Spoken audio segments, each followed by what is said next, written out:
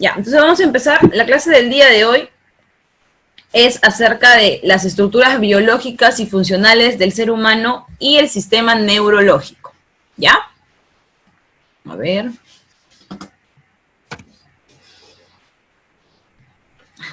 Las estructuras biológicas y funcionales del ser humano. El organismo humano está formado biológicamente por células, tejidos, órganos, aparatos y sistemas. Pueden ver aquí en la imagen, la célula es el conjunto de células forman el tejido.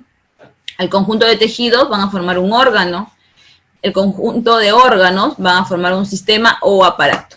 Ya más adelante vamos a ver la diferencia entre sistema y aparato. La estructura celular está constituida por 3 elementos básicos. ¿Cuáles son? La membrana plasmática, el citoplasma y el material genético. La célula es una entidad física que constituye una unidad morfológica y funcional.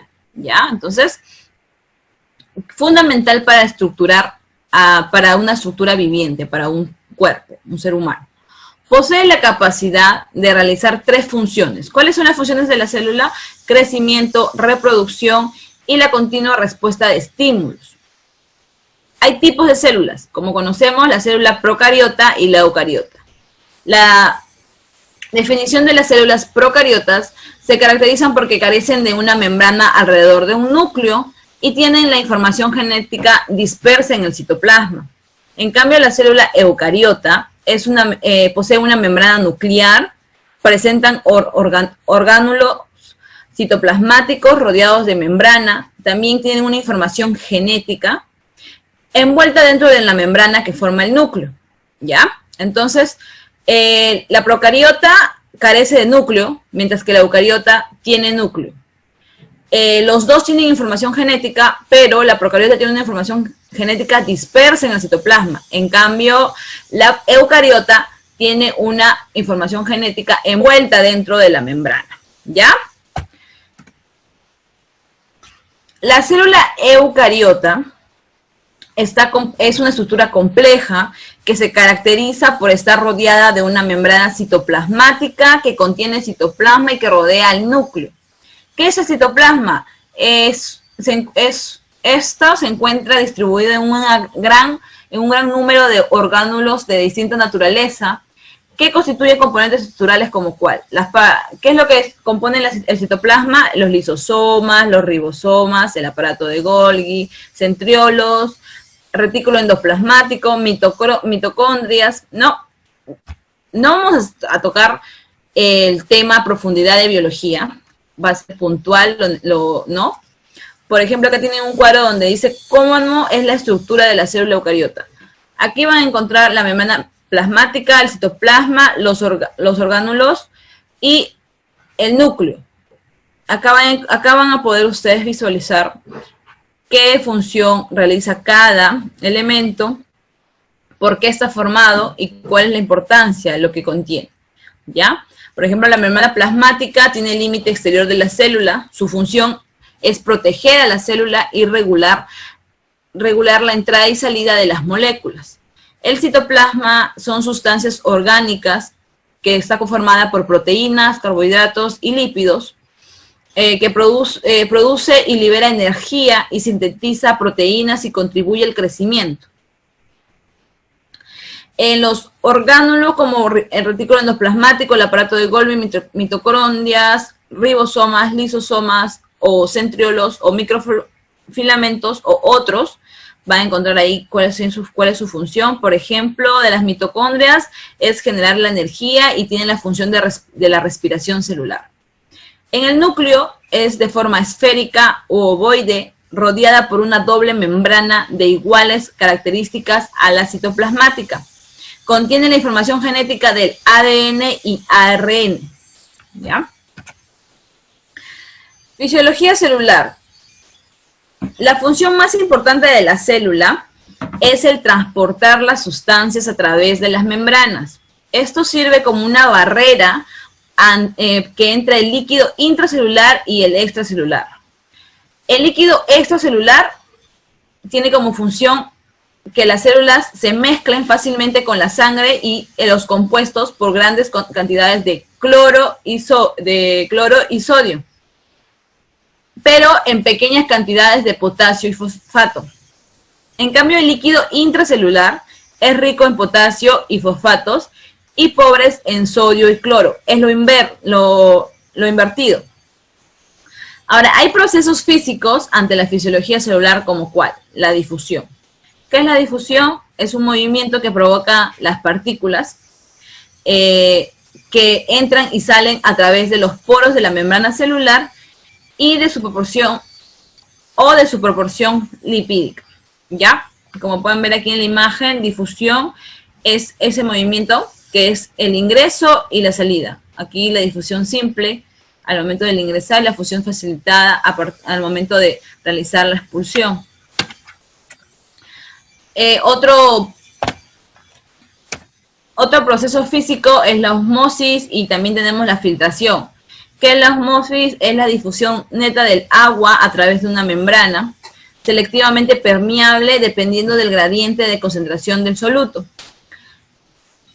En la filtración es un proceso mediante el cual tanto el agua como los solutos pasan a través de una membrana cuando existe un gradiente de presión hidrostática, ¿ya? Los procesos fisiológicos, tenemos las bombas fisiológicas, la pinocianosis, la fagocitosis. Las bombas fisiológicas, ¿qué son? Son unos mecanismos que producen un movimiento de moléculas o de iones a través de la membrana celular. Contra su gradiente de concentración hacia el mayor concentración, para que se lleve a cabo es necesario proporcionar energía al sistema. La pinosis, este proceso es donde las moléculas de gran tamaño pueden llegar al interior de las células, como ocurre con las proteínas.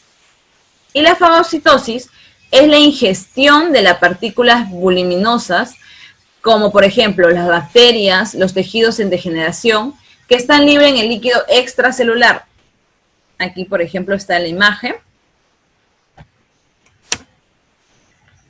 Formación y constitución de los tejidos. Como habíamos hablado en la primera diapositiva, el conjunto de células va a formar a un tejido y los conjuntos de los tejidos van a formar un órgano. Los tejidos son organismos de células iguales, fibras o productos celulares en forma. Tienen funciones análogas, conectadas entre sí, que constituyen un conjunto estructural y sirven al organismo como un todo. Por ejemplo, acá en la imagen tenemos tejido conjuntivo, tejido epitelial, tejido muscular y tejido nervioso. El tejido epitelial está constituido por un grupo de células que al formar una capa continúan cubriendo la superficie externa de todo el cuerpo, que es conocido como el epitelio. Puede clasificarse teniendo en cuenta dos características: el número de capas celulares y la forma de las células de la capa superficial. Número de capas celulares: epitelio simple, epitelio estratificado y epitelio pseudoestratificado. Tenemos acá los tipos. El simple está constituido solamente por una sola capa. El estratificado está constituido de 2 a más capas. Y el pseudoestratificado está constituido por varias hileras de núcleos, que son sus células, se insertan en la membrana basal, aunque no todos alcancen en la superficie.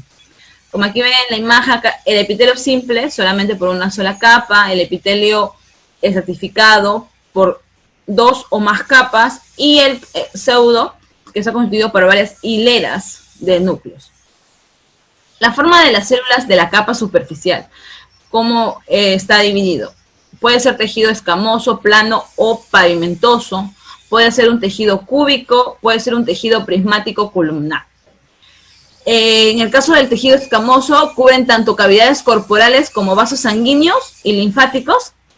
El escamoso queratinizado forma la capa externa de la piel. Por eso es que nos dicen que en la piel es importante que nosotros nos alimentemos o consumamos alimentos que tengan queratina para que nuestra piel esté hidratada, ¿no? Y esté también humectada. Tejido cúbico, cubren los conductos renales y los ovarios. Tejido prismático son conductos como el tubo digestivo. En el tejido conjuntivo está formado por un pequeño número de células específicas llamadas fibroblastos de forma fusiforme o estrellada. Por ejemplo, el tejido conectivo laso que podemos encontrar en la piel, el tejido conectivo denso que está en el ligamento, tejido adiposo, el cartílago, la sangre o el tejido óseo. Se puede clasificar según la función que proporcionan sus células, sus fibras y la sustancia fundamental.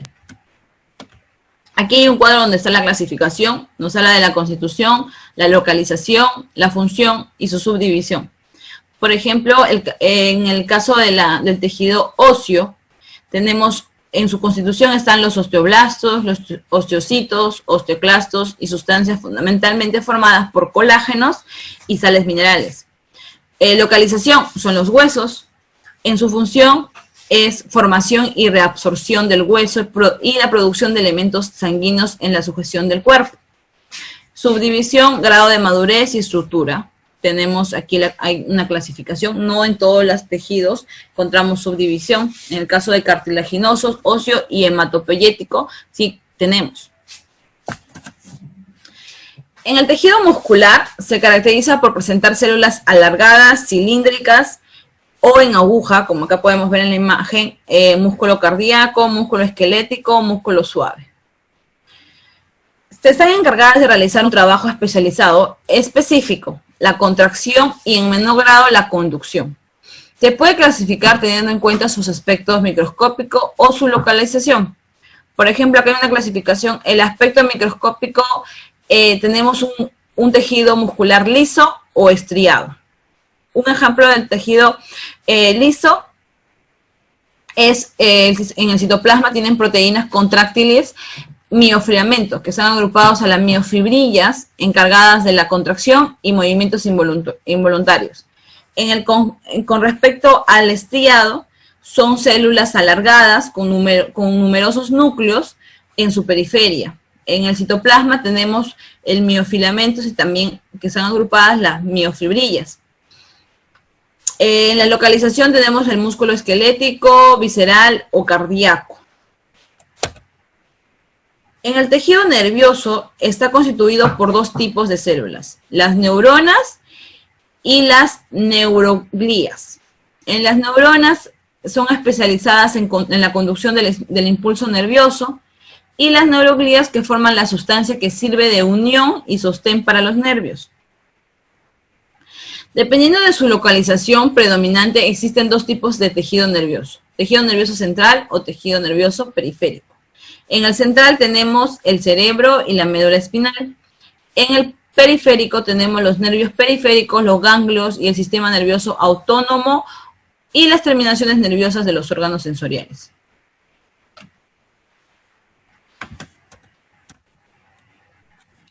Órganos, aparatos y sistemas. Existe en el cuerpo humano una organización perfecta, donde la célula es la base fundamental, como lo habíamos hablado en las anteriores diapositivas, y se organiza en la unidad superior llamada órgano, y estos a su vez aparatos y sistemas. ¿Qué es un órgano? Es una estructura de orden superior dotada de una o más funciones específicas, formada por la combinación de células, de tejidos, para realizar una función. Ahora, el conjunto en el caso de un aparato, es el conjunto de partes del cuerpo humano que actúan realizando una función determinada, formado por varios tipos de tejidos diferentes y varios órganos. En el caso del sistema, es la agrupación de un conjunto de partes, siendo órganos semejantes, compuestos por un mismo tipo de tejido que realiza la función de un mismo orden. Por ejemplo, tenemos sistema óseo, muscular, circulatorio, digestivo, urinario.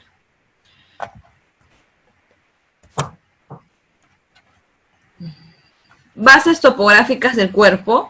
Esto corresponde al detalle de hacer la determinación de qué posición es la que vamos a tener en la persona.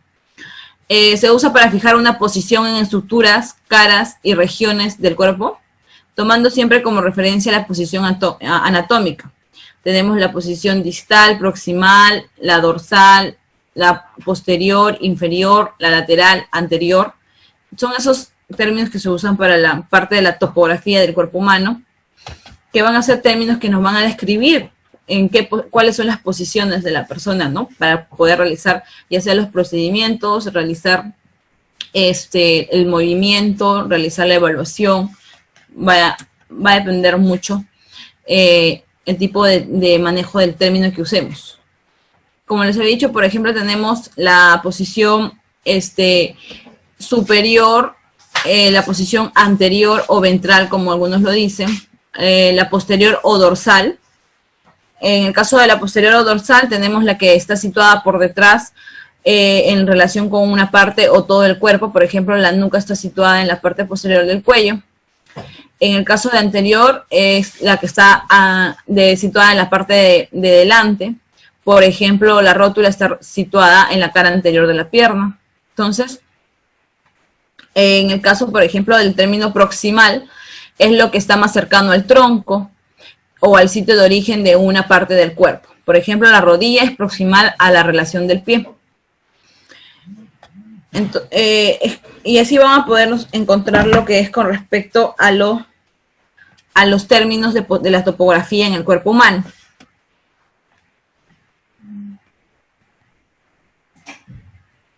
Uy, Gabriel.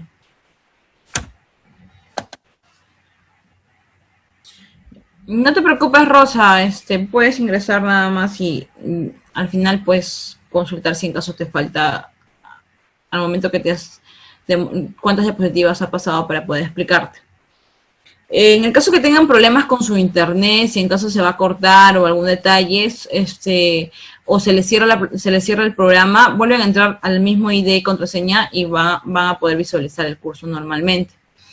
Si no tienen la posibilidad de continuar, van a tener que esperar a que se descargue el video y que procesen el link para que lo puedan subir a la plataforma. De todas maneras, si tienen algunas consultas después de leer las diapositivas, me lo hacen en forma privada para las personas que tengan problemas con su internet. Bueno, planos de referencia: medio sagital, frontal o transversal. Estos términos los hemos usado lo usamos en nuestra vida diaria en algún momento. En la parte de lo que es el área hospitalaria lo utilizamos bastante para poder nosotros evaluar o dejar lo que es en claro las notas de enfermería, lo cual nosotros visualizamos. Entonces, por ejemplo, el medio sagital es el plano de corte vertical y dirigido en sentido antero-posterior.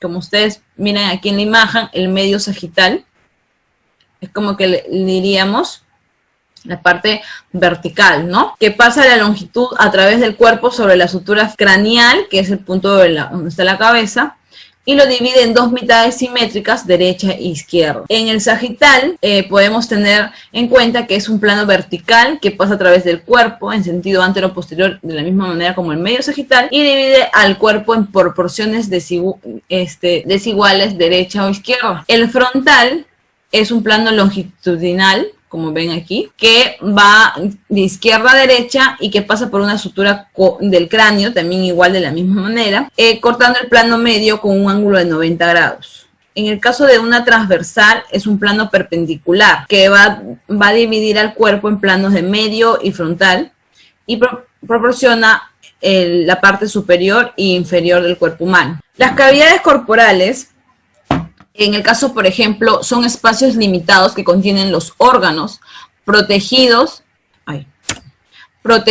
separados y sujetos a membranas relacionados con ellos. Sirven para separar los órganos, los aparatos y los sistemas según su función. Los órganos vitales del cuerpo se encuentran alojados en dos grandes cavidades, dorsal y ventral. Tenemos la cavidad, por ejemplo, para los pulmones tenemos la cavidad pleural, la cavidad pericárdica, que es para el corazón.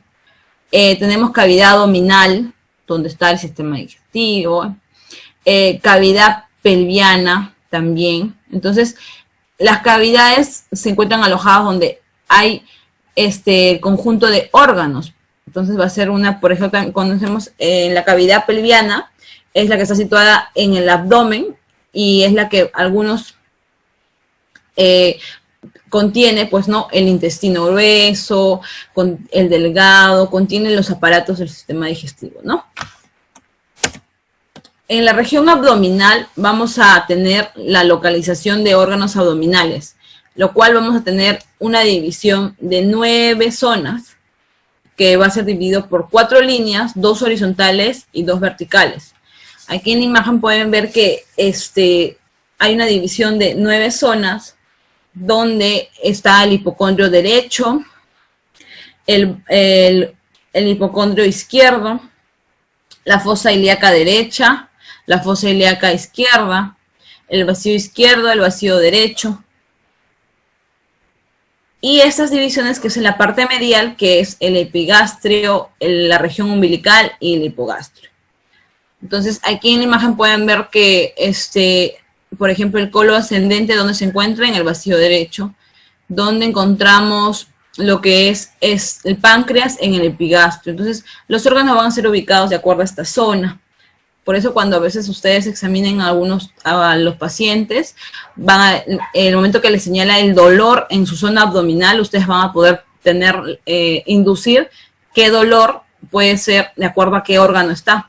Por eso nosotros cuando tenemos, por ejemplo, la apendicitis, vamos a tener un dolor en la parte de la zona de las fosas ilíacas, ¿ya? Pero va a ser en la parte de la fosa ilíaca derecha. Entonces, eso va a inducir como que una apendicitis, y podría decir, si es que no calmamos ese dolor, podría convertirse en una peritonitis. Entonces, de acuerdo a la zona donde el paciente nos señale, podríamos determinar qué es lo que qué órgano está teniendo malestares o está produciendo lo que son dolores, ¿no? Bueno, eso es lo que va a ser respectivo a todo lo que es las estructuras, tanto en la fisiología y en tanto la composición de la parte biológica del ser humano. Ahora vamos a pasar a un sistema, de aquí vamos a ver las próximas clases lo que son los sistemas o aparatos, y hoy nos toca hablar del sistema nervioso, que es uno de los sistemas primordiales y principales en nuestro organismo, que va a depender mucho que este sistema lo tengamos en condiciones óptimas para poder nosotros desarrollar todas nuestras funciones, porque, como ustedes saben, el cerebro es el órgano que nos permite realizar toda actividad que nosotros tenemos. La información llega al cerebro y el cerebro le da la orden a nuestros órganos, nuestras partes del cuerpo para poder realizar la actividad. Ahora, ¿qué es el sistema nervioso? Es un conjunto de órganos constituido por tejido nervioso que controla las funciones del organismo. Está encargado de controlar y regular nuestra relación del medio externo y integrar el medio interno con un todo. El conjunto, en el sistema,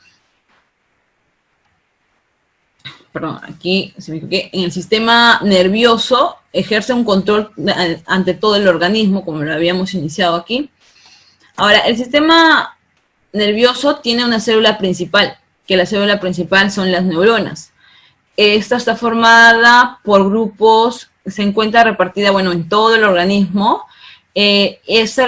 ¿Cuál es la función? Que envía señales eléctricas que controlan las actividades de todo el cuerpo, como por ejemplo el pensamiento, la respiración, el movimiento. Consta de 3 partes las neuronas. ¿Cuáles son sus partes? Es el cuerpo soma, el que está aquí, es las dendritas y es el axón. En el cuerpo soma está compuesto por un núcleo, por un citoplasma y por un nucleolo. En el caso de las dendritas son las terminaciones nerviosas. En el caso del axón es una terminación larga que puede alcanzar hasta 1 metro de longitud, como acá ustedes pueden ver lo que es el axón. Ahora, la sinapsis neuronal. Las señales eléctricas viajan a lo largo de una neurona y saltan a otra neurona a través de un espacio que existe entre neurona y otra. Este espacio va a generar la función de la sinapsis al momento que tienen la conexión. Este proceso de una neurona se conecta con otra. Podemos tener la neurona presináptica y la neurona postsináptica. ¿Ya? Vamos a tener una clasificación del lugar donde se establece y el tipo de transmisión. En el lugar donde se establece podemos tener axonónicas, axodendríticas o axosomáticas. Es dependiendo de qué parte de la neurona hizo el proceso de sinapsis. ¿Ya? En tipos de transmisión podemos tener eléctricas, químicas y mixto. El sistema nervioso está compuesto por dos subsistemas, sistema nervioso central y sistema nervioso periférico. El sistema nervioso central está compuesto por el encéfalo y por la médula espinal, como ustedes ven aquí, y el encéfalo está compuesto por cerebro, cerebelo y bulbo raquídeo. En el caso del sistema nervioso periférico, tenemos el sistema, está dividido en dos, somático y autónomo. Estos también tienen divisiones. Por ejemplo, el somático se divide en nervios craneales y nervios raquídeos. El autónomo en simpático, parasimpático y entérico. ¿Ya? En el caso del sistema nervioso central, como lo habíamos dicho en el mapa, está compuesto por el encéfalo y la médula espinal. Entonces, esto va a estar protegido por envolturas óseas como el cráneo y la columna vertebral. Entonces, ¿qué quiere decir? El cerebro, ¿quién protege en sutura ósea? El cráneo. Y a la médula espinal, ¿quién la protege? La columna vertebral. Las células del sistema nervioso central se disponen de tal manera que dan lugar a dos formaciones características, sustancia gris y sustancia blanca. ¿Cuáles son sus funciones del sistema nervioso central? Es percibir los estímulos procedentes del mundo exterior, transmitir los impulsos nerviosos sensitivos a los centros de elaboración, producción de los impulsos efectores,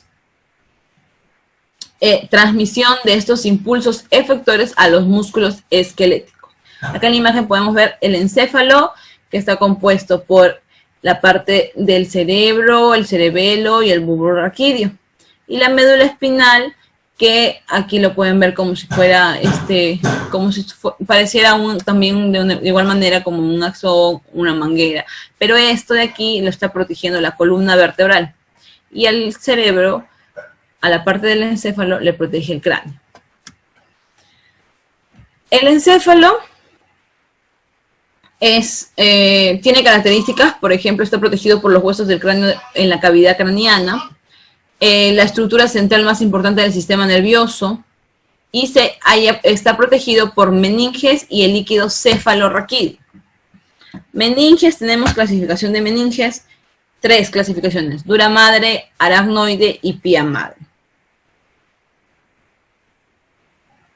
Líquido cefalorraquídeo, por ejemplo, es limpio, claro y llena el sistema ventricular del cerebro y las cavidades subaracnoideas. Por ejemplo, aquí está el cerebro, cerebelo y tronco encefálico.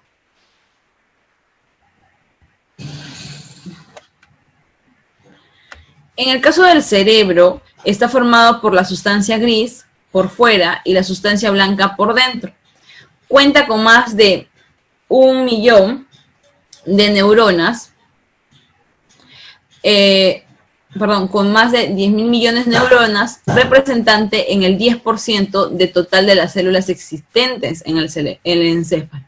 Es una superficie, no es lisa, sino que tiene unas arrugas llamadas circunvalaciones, como pueden aquí en la imagen, estas medio arrugas que los pueden observar, se las llama circunvalaciones, y unos surcos denominados cisuras, que aquí tenemos, por ejemplo, las famosas cisuras que es la de Silvio y la de Rolando.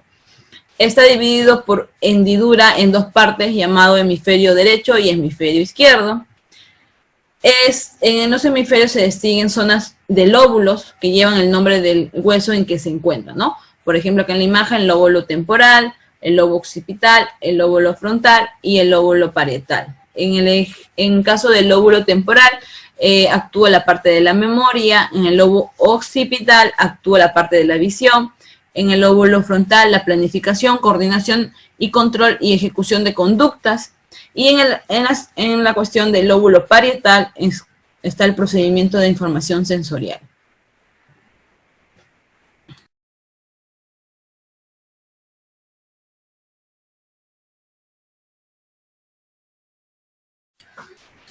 Por ejemplo, tenemos en el caso del cerebelo, está situado detrás del cerebro, es más pequeño, aproximadamente de 120 gramos, tiene forma de una mariposa, como pueden ver acá en la imagen, en forma de una mariposa con alas extendidas.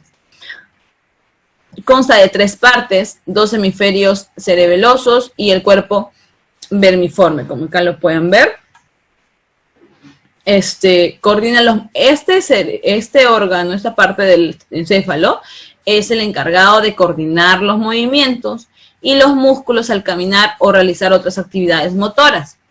Entonces, es claro ejemplo cuando una persona está ebria y no controla sus movimientos, es porque el cerebelo,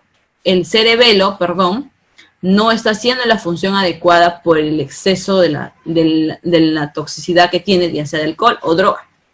¿Ya? Entonces, si yo, en el caso, esté ebria, no está funcionando adecuadamente mi cerebelo. Si en caso sufro una parálisis, también estaría afectando el cerebelo, porque al sufrir la parálisis afecta a tu sistema nervioso, pero ya sabemos que este órgano es el encargado de producir los movimientos de los músculos al caminar y al poder realizar cualquier actividad motora.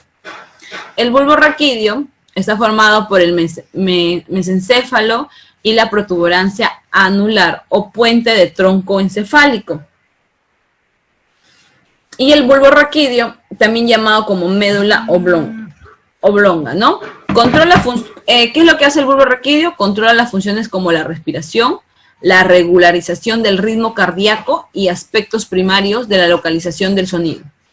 La mayor ruta de comunicación entre el cerebro anterior, la médula espinal y los nervios periféricos. Entonces, el bulbo raquídeo va a ser el encargado de tener la comunicación entre este tipo de espacios, cerebro, médula espinal y nervios periféricos, ¿no? La médula espinal es una masa cilíndrica de tejido nervioso que ocupa el conducto vertebral, aquí como pueden ver aquí en la imagen, ¿no? Esta es la columna vertebral, los huesos de la columna de las vértebras, y la médula ósea está al medio. Tiene de 40 a 45 centímetros de longitud, se extiende desde el agujero occipital donde se continúa con el bulbo hasta la región lumbar, ¿ya?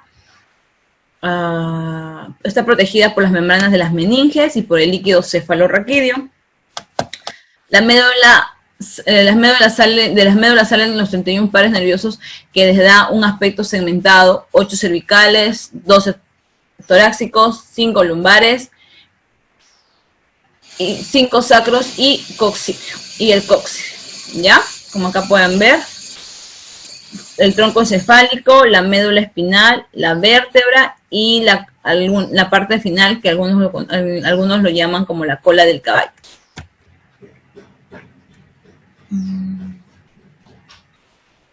En el caso del sistema nervioso periférico, recuerdan que habíamos hablado en el mapa que teníamos la división de somático y de autónomo. En el caso del somático está formado por los nervios craneales y espinales que emergen del sistema nervioso central y que recorren todo el cuerpo. En los nervios craneales son 12 pares que reciben órdenes motoras para el control de la musculatura esquelética del cuello y de la cabeza. Por ejemplo, tenemos los 12 nervios craneales, que está el olfatorio, el óptico, el trigémino, el hipogloso, el facial, el vago, el troclear. Entonces, son 12 nervios y estos nervios tienen función de cada actividad en el cuerpo. Los nervios espinales envían en cambio la información sensorial como el tacto, el dolor y las extremidades hacia el sistema nervioso central a través de la médula espinal. Envían esta información de la posición y el estado de la musculatura y las articulaciones a través de la médula espinal. Por ejemplo, en el caso, de la parte de la división del sistema nervioso periférico en autónomo, es conocido como el sistema nervioso vegetativo. donde reciben la información de las vísceras y del medio interno para actuar sobre sus músculos, glándulas y vasos sanguíneos. Este sistema periférico autónomo se divide en dos, en el simpático y en el parasimpático. En el simpático está constituido por nervios y ganglios que salen de la médula espinal y llegan a distintos órganos sobre los que ejercen su función de estimulación y movilización de energía.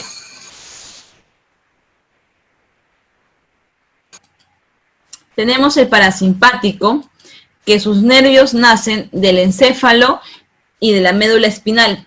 Su función es mantener un estado corporal de descanso tras un esfuerzo o para realizar funciones importantes como es la digestión, la micción o el acto sexual. Realiza funciones opuestamente también complementarias con respecto al sistema nervioso simpático. Lo pueden ver aquí en la imagen, el sistema parasimpático contrae la pupila mientras que el sistema simpático dilata la pupila. La que estimula la salivación es el sistema parasimpático, la que inhibe la salivación es el sistema simpático, mientras que la que contrae la vejiga es el simpático y la que relaja es el simpático. Entonces es todo lo opuesto, ¿ya? Bueno, con respecto a la parte del sistema nervioso, daríamos como concluido el tema hasta ahí. Les voy a enseñar un video acerca de la parte del sistema nervioso para que ustedes puedan visualizarlo. A ver, un momento.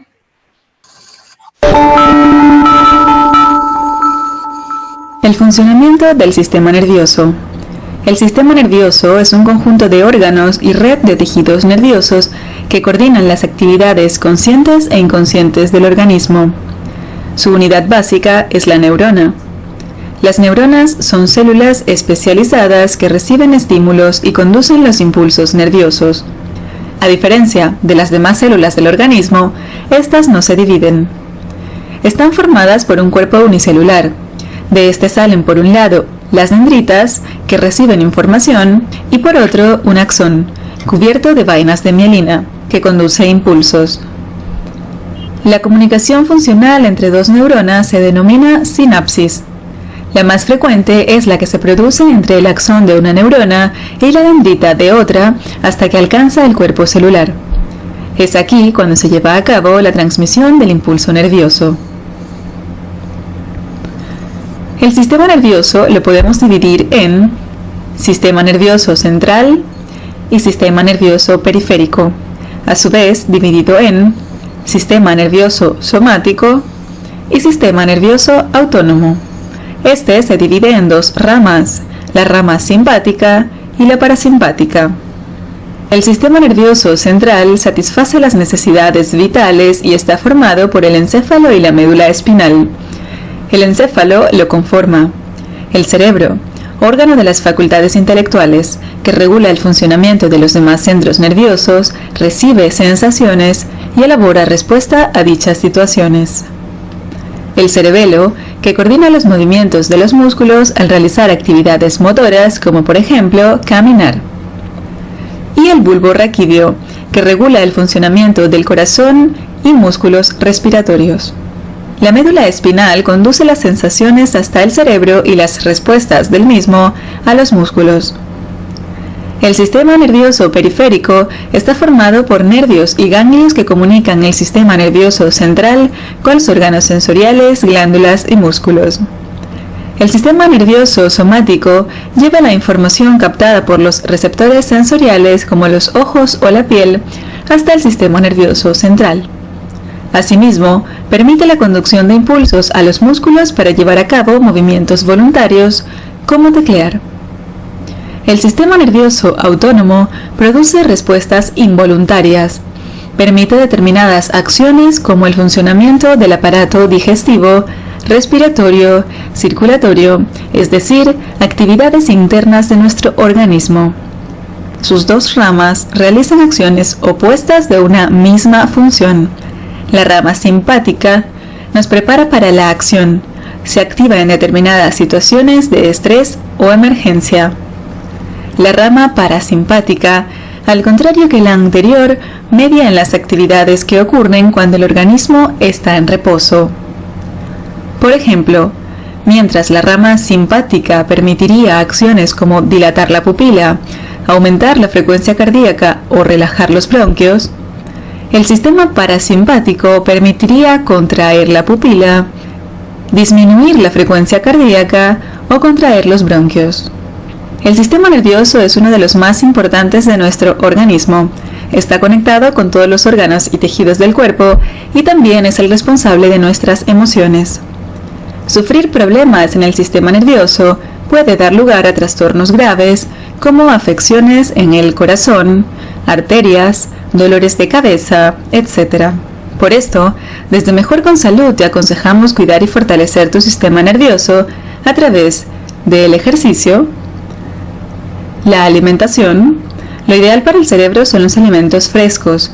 Evita el azúcar refinada, el abuso de alcohol y determinadas drogas. Rodéate de un ambiente armónico y ordenado. Evita el estrés. Este provoca profundos cambios en el sistema nervioso. Modifica la morfología en partes del cerebro relacionadas con el aprendizaje, la memoria y las respuestas emocionales. Duerme entre 6 u 8 horas diarias como mínimo. Dale tiempo a tu cuerpo a que se reorganice y recupere. Esto hará que tu cerebro pueda funcionar en condiciones óptimas durante el resto del día. Cuida tu organismo. Recuerda que la vida siempre es mejor con salud. Bueno, Buenas noches. Gracias, buenas noches. Le escribo en WhatsApp, Miss. Sí, ahorita te respondo, Raquel. Buenas noches.